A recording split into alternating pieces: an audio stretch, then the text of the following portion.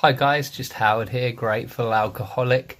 Today I'm going to raise a little helpful trick I got taught called swallowing the frog. Now, as the subject of this video probably suggests, you're thinking, what the heck is going on? And that will all become clear. So I'd like to stress at this point that no frogs will be harmed in the making of this video, nor are any frogs harmed. It's a metaphorical frog. So swallowing the frog was a technique taught to me by one of my business advisors, a guy called Mark Harris, who runs a company called The Enterprise Doctor. Fantastic piece of advice. So what he said to me was, right, you're put in a situation where it's life or death. You have to swallow a frog. You have to eat this frog. So what do you do? When do you eat the frog? So I said, well, obviously, I'd rather eat the frog now, get it over and done with. And he said, why?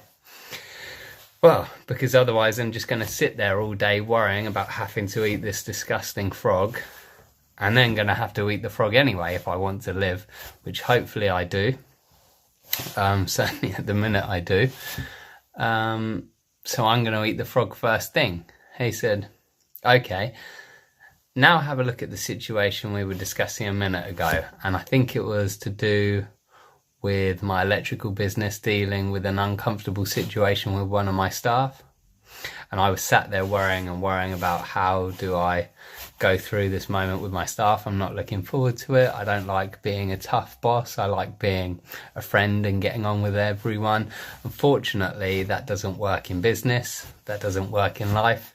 And actually, if I'm respecting this person then and looking out for their best interests, then sometimes people need to pull up or be pulled up, and that's myself included. So swallowing the frog is related basically to anything you don't want to do but have to do.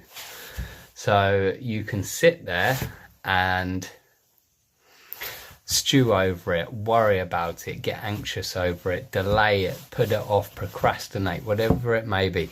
Call a partner, call a loved one, call your children, go to the doctor if it's something medical, perhaps you're worried about a lump or something.